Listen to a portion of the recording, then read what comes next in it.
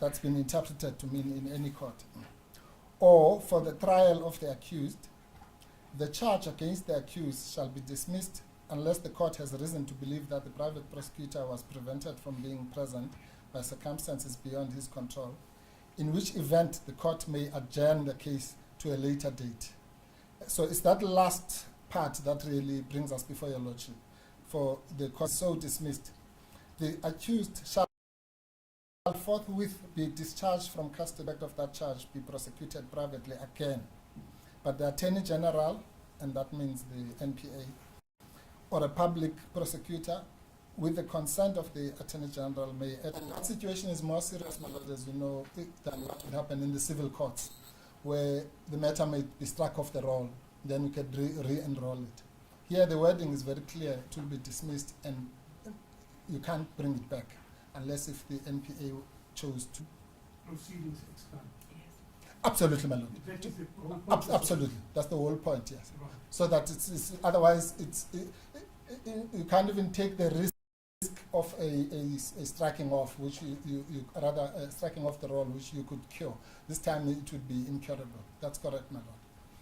Now, moving away from that, then, my lord, the order that was given on Monday, The full bench. the full bench order, albeit we know it's an interim order, your lordship knows the law, exceptional circumstances and so on. We have not yet decided which court to approach. If, as we are inclined to do, it goes directly to the Constitutional Court, then we'll seek leave from that court. Of course, if we, in principle, there will be that appeal. Now, so that's for perspective. The third thing, my lord, that I need to appraise you of is that in terms of the order on edification, not for now, I'd beg leave to hand up the judgment that was issued. If your lordship goes to typed page 15, which is the last page of that order, to immediately approach the office of the Deputy Judge President Johannesburg to arrange a case management meeting to set an agreed date for the hearing of Part B. Why I'm bringing that to your lordship's attention is for the following reason. In the civil court process, Part A, Part B, and so on, that meeting took place yesterday, as duly ordered, on the 17th and 18th of May, 2020.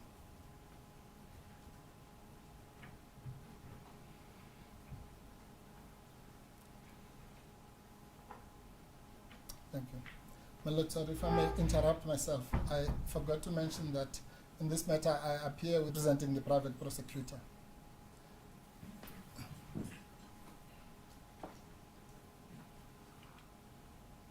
Yes. My lord, may I just take that opportunity to confirm my attendance, my appearance on a watching brief from the Johannesburg Bar?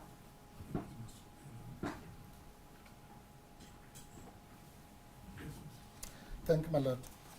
So I was then saying so that matter is now has a fixed date. It will be heard in due course.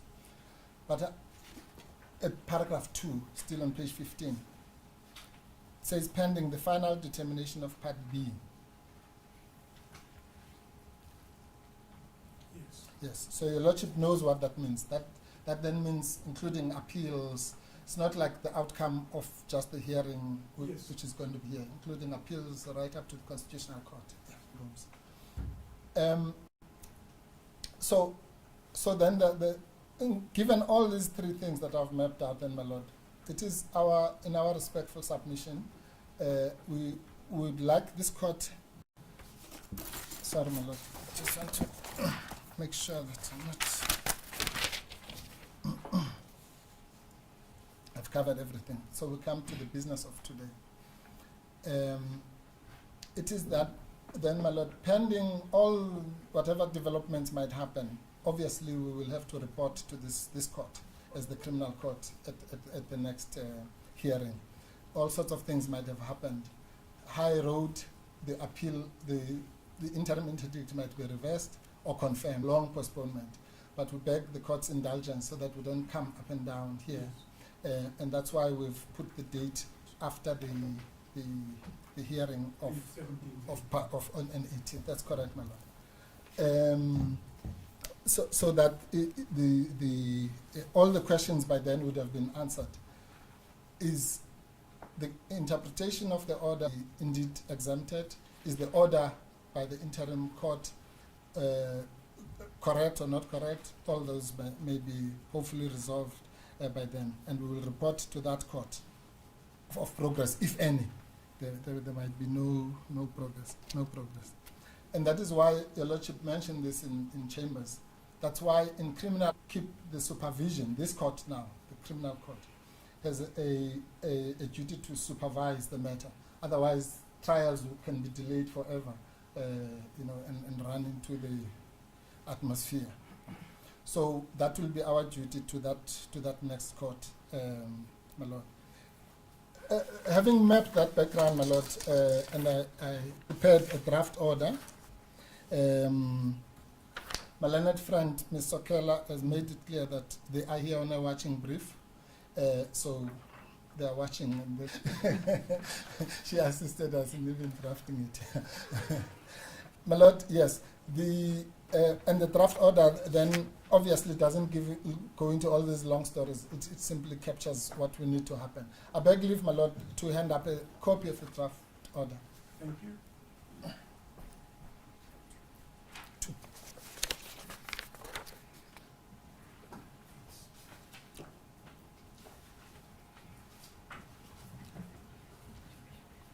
And Your Lordship will see that, okay, it's deliberately silent on the question of the accused's appearance or non-appearance, Yes. because that's not a matter that we need to settle Your Lordship with. But around the order, in terms of paragraphs 1 and 2 of the draft order, my lord, and maybe mark it X. And Your Lordship doesn't have to inscribe this, but we will then administratively deal with the issue of the case number once it's resolved. As court pleases, unless Your Lordship has any, as court pleases, madam, we are indebted to the court.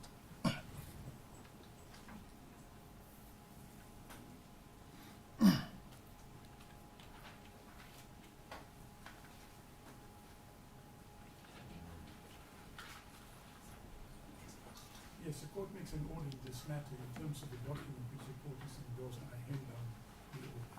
As it pleases the court, my lord, we are indebted to the court. My lord, if I may just make something clear, it doesn't affect the order. Yes. My lord, when I was introducing, Is that the matter he would be responded to? my lord, when I was introducing the parties, because again, we all know private prosecutions are rare, so that's why there are always these administrative hiccups like we had this morning. Yes. My lord, we are not the private prosecutors. The private prosecutor is former President Zuma. We are simply his representatives, and that is why it is his presence against the accused person, and he's entitled, obviously, to find anyone who's legally trained to represent him. So it's not a formality that we say we appear on behalf of the private prosecutor. He is appearing. That's good. Thank you. Pointed. Oh yes, the correct case number is 2022/059772. 2022/059/772. And that, my lord, you'll see in the court order that was issued on Monday, it's reflected in paragraph 2 of that court order. Thank you. Where it says the record, the date should be explained, but I think Your Lordship has done that. Or rather, the date should be voiced out. It was my impression that 26th of May. 26th of May. As God pleases, my lord. That is discounted. Anything else? Not on our side, my lord. We are indebted to the court. But as you would note, there's no ventilation in this. There's no air cons, there's no windows you can open, and COVID is still live. So I say this not because I want to be, I say this in the public interest. Yes, my lord. The public gathering is going to be full. They had in the US. But I say this specifically to the court orderlies. They are in charge of this courtroom, and they must see to it that they ensure that the COVID protocols are observed. Correct. The last thing we want is for people who have attended this court, I don't care who it might be, to get sick. That's court business. Because even, I was just told that even people seem to don't follow the protocols. Unacceptable. I mean, where you're going to spread out, what is it? Social distancing. Social Yes. distancing.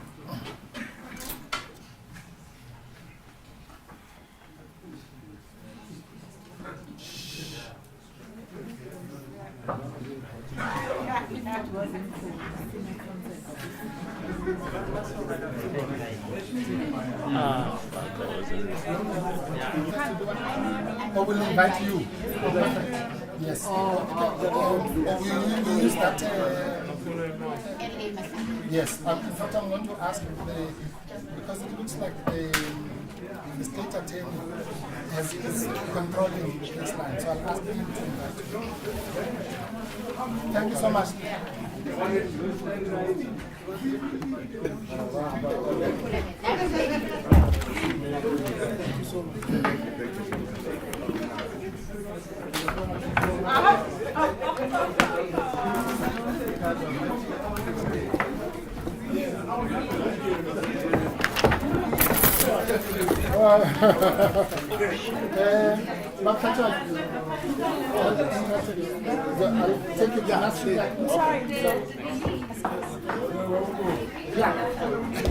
Sorry, we took over your part.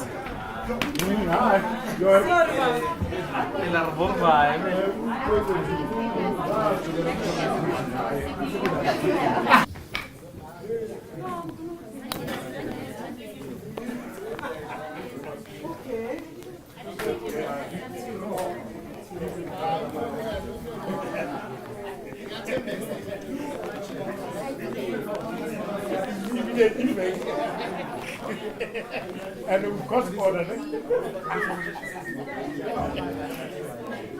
Mara, okay. What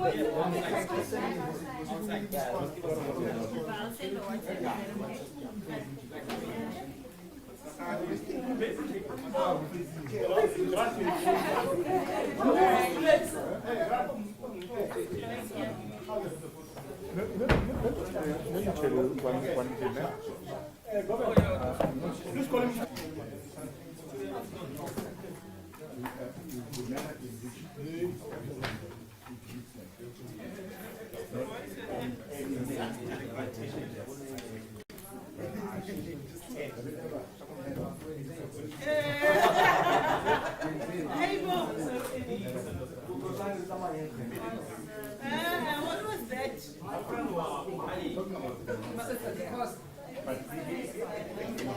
Yeah, 10 weeks.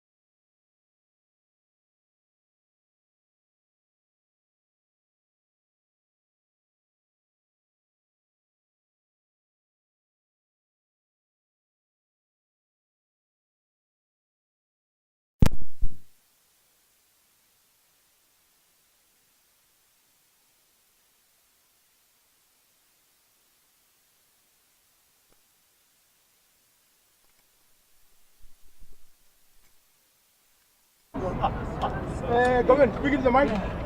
Hello? Hello?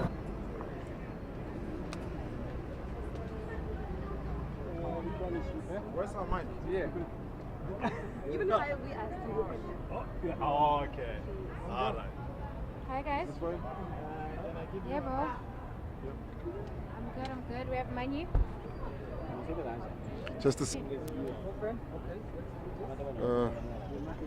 Are they coming, Kenny? Yeah, they're coming to us now. Or you can come to me, whichever one you guys just tell me. What must I do? Just give us a second. Here. No, here. You're in the shot. Here. Oh, because of you, maybe taking him there. This is better. Thank you so much, Oli. We're joining you from outside the High Court in Johannesburg. A brief postponement just announced by Judge Ismail, advocate for your time, Mr. Manyi.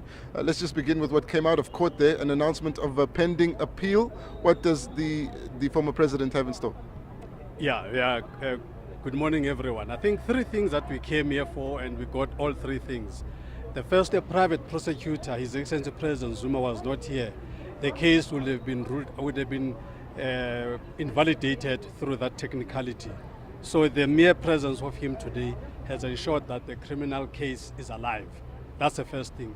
The second thing has excused President Ramaphosa from attending as the criminally accused here, pending the finalization of Part B. To explain that. The third thing was to get a way forward, and we've got a clear way forward that on the 26th of May, the criminal defectiveness or not of the summons would have been cleared. So the next date for these criminal proceedings is the 26th of May. Indeed, in terms of the announcements that the legal team has made, His Excellency President Zuma, but what has not been finalized yet is which court is going to appeal it at, whether it's directly at the Constitutional Court or at the Supreme Court of Appeal. That matter will still be cleaned out by the legal team. Mr. Manyi, you keep the court order is clear. It basically states that Mr. Zuma is being interdicted from prosecuting, from continuing with the prosecution of President Cyril Ramaphosa pending outcomes of Part B of his application of Mr. Ramaphosa. Is not going ahead, isn't it? It is going ahead. The reason we have, if what you are saying was true, you wouldn't be having a judge on red ropes today. The reason you have a judge on red ropes today is because the criminal case is alive. The criminal court today has set another date. You heard it just pronounced 26 May from the judge's mouth. So I don't know why is it that's I'm not confused. If the criminal case is going ahead, as you say, what exactly then are you appealing? Where in the court order is it saying that the interdict is the interdict, or in the sorry, where in the court order is it saying that the president must not come? Ending of the court order. Let me explain it to you very slowly. The interdict says two things. One, that President Ramaphosa is excused from attending this proceeding. Now, pending the finalization of the Part B of the application. So, as things stand, there is no finality on the nolle prosequi dispute. There is no finality on the legality pronounced by the criminal court judge of 26 May as a date for the appeal would be based on the fact that you believe that parts of the judgment would be based on. I think that we will issue a statement and flesh out those areas. He just mentioned one area in passing, so I don't want to delve into that. But they will have them. For instance, as we pointed out last time, is the confusion that that bench made in not appreciating that these different courts have got different mandates. These different courts have got different teeth. With the criminal court, it's beyond reasonable doubt. So you can't just make a statement and say a court is a court is a court. It's not. This is why today you have the judge in red robe. The red robe is not a fashion statement. Is actually successful in Part B of the application. The purpose of that appeal would be to set aside the interdict. Once you set aside the interdict, then it means all the arguments that President Ramaphosa wants to have the same matter. And yet, if you appeal, and is struck off or whatever, then it doesn't mean he cannot continue with his argument in the criminal court. He can still do that, which is what we're advising from day one, that these arguments can be made in a criminal court. There's no point in doing For a criminal doc on summons that were not duly obtained. That's what they're arguing. So what would be the purposes of introducing this appeal at this stage if you still have Part B to deal with? No, it's because even that argument is based on very weak ground. So at the Supreme Court of Appeal, and the Supreme Court of Appeal will be in or if it's that or it's a constitutional court, whichever court it's appealed at, will see that there's really no point in waiting for that. The case must proceed. Mr. Mani, the ANC Secretary General had said that they want to meet with about their intention to meet. Yeah, I'm here speaking on behalf of the foundation. I never get involved in ANC matters, so I have no clue. I just see headlines that the SG of the ANC is going to meet President Zuma and all of that. I think when you write letters to the president, when you do all the kinds of submissions that were made before, this is an attempt to do things outside the court. Now, when those attempts don't work... What is the former president's view on the unprecedented nature of a former president taking a sitting president to court and then both of them still being members of the same political party? I think this just shows, it's a very good thing. It just shows that in South Africa, rule of law, a constitutional democracy, supremacy of the constitution, everybody is equal before the law. So this is just a display of that the fact that you are a president does not excuse you from being subject to legal processes. Find it in the order regarding the strength of the case being brought here. The interdict case was not about the merits, so I don't know where you get what you are saying in terms of leanings. Merits were not dealt with, and all of that, and His Excellency President Zuma took into account before getting to this stage. So we're very confident that we will